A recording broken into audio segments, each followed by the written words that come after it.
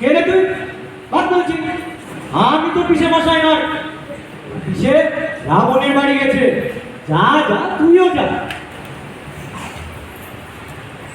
সেখানে মেলা খাবার দাবার থেকে এসেছি। এইখানে কিছু হবে তবে না। দেবে না? দেবে না তো?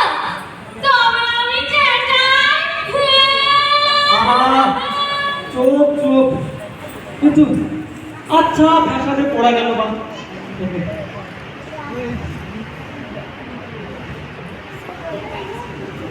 কোথায় যে তাকে না খুঁজেছি, কিন্তু এখন পর্যন্ত টিকির ডগাটাও দেখতে পাই না। পায়ের ব্যথার সঙ্গে এই খেয়েছে, খিদে খিদে মুখ করে উঠি কি আসছে। ও আবার ভাগনা বসাতে চায়। কিন্তু মহাগেরু। উটি উটি তোমার বিস্কুট খাবে না। উটি খায় না, চুলও বাঁধে না। উটি শীতে কই আরেকটা বিস্কুট দাও বলছি। শীতে কি রে? ওই সীতা নাকি? হ্যাঁ তাই তো, গলার পন্থীটা যেমন রামচন্দ্র বলেছিলেন ঠিক তেমনি দেখা যাচ্ছে। হ্যাঁ হ্যাঁ, ওরই না শীতে। আমার মা ওর চেরি কই আরেকটা বিস্কুট দাও বলছি। এই নে নে, ভোনা শুদ্ধ খা। আমার খিদে চলে গেছে। তুই এখান থেকে যাবি কিনা বল? যাবো না তো। তোমাকে আমার খুব ভালো লেগেছে। এই রে, এবার বলে রাবণ আসবে। সর্বনাশ, ওগুলো কি সব সীতাকে ঘিরে দাঁড়ালো? থাকলে বড় ওই গাছে বকটাকে চড়ে বসাই যেন ভালো মনে হচ্ছে।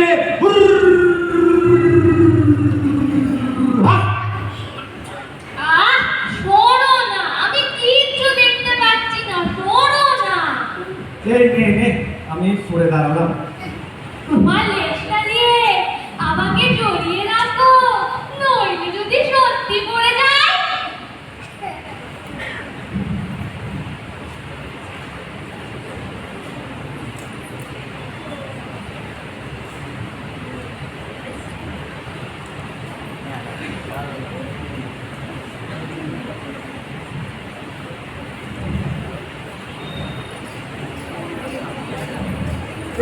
ফের এসেছিস? যা বলছি, পাড়া এখান থেকে। নইলে নইলে নইলে কি রাজকন্যে? বলি তোমার সাহস তো কম নয়। আমি এত বড় রাজা, আমার দৌর্দণ্ড প্রতাপ দেখেও কি বলে, কি বলে, কি বলে? হ্যাঁ, সবাই ভয় পায়, ভালোবাসে, গুণগান করে। খালি তুমি আমায় দেখলে তোকে আমি ধরাই দেওয়ার করি। জানিস, ইচ্ছে করলে এক্ষুনি তোকে ভস্ম করে একদলা ছাই বানিয়ে দিতে পারি। নেহাত শ্রীরামের অনুমতি পাইনি বলে খুব বেঁচে গেলি। ভালো চাস তো চলে যা। বেশ, তাই যাচ্ছি। মেয়ে তো নয় যেন কেউটে সাপ। এখন যাচ্ছি বটে, কিন্তু এও বলে যাচ্ছি আর 2 মাস দেখবো, তারপর সর্ষে বাটা, কাঁচা লঙ্কা দিয়ে, তেল সপসপে ঝালরা দিয়ে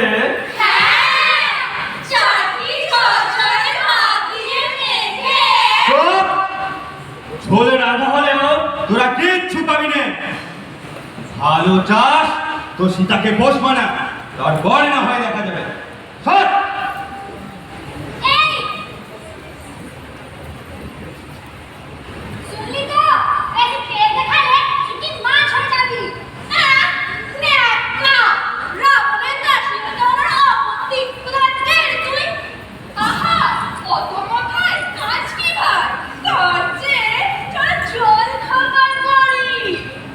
হ্যাঁ হ্যাঁ, তাই হোক। বাবা, নাকের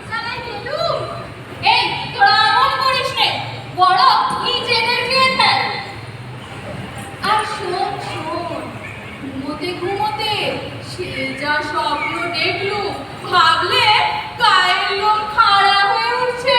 কি দেখলে দিদি? দেখলাম রাবণ গাধায় চেপে দক্ষিণ দিকে যাচ্ছে। গাধা থেকে পিছলে চেইনা গাধায় পড়া। অমনি এটা কালো কুচকুচে মেয়ে এসে গলায় দড়ি বেঁধে হির হির করে টেনে নিয়ে চললে। দুয়ো দুয়ো রাবণের যদি কোনো আত্মীয় থাকে। আর শোন শোন, দেখলাম রাম লক্ষ্মণ এলেন। সীতা 4 দাঁতওয়ালা হাতির পিঠে চেপে চাঁদ সূর্য ছুঁলেন। দেখ, তোরা অমন করিস নে, বরং সীতার পা ছুঁয়ে ক্ষমা চা, রক্ষা চা, তারপর এখান থেকে পালা পালা পালা পালা। হায় হায়, আমি কি পাথর দিয়ে তৈরি, তবু বেঁচে আছি। ছি ছি মা, অমন কথা বলতে হয় না। তুমি না জনক রাজার মেয়ে সীতা।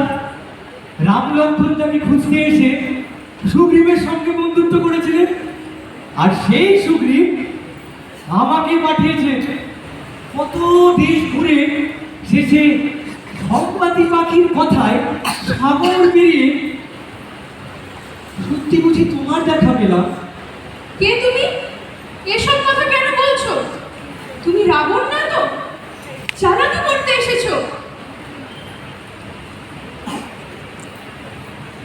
আরে, নিজের সত্যিকারের মানব। তাই যেন হয় বাছা, তোমার কথাই যেন সত্যি হয়।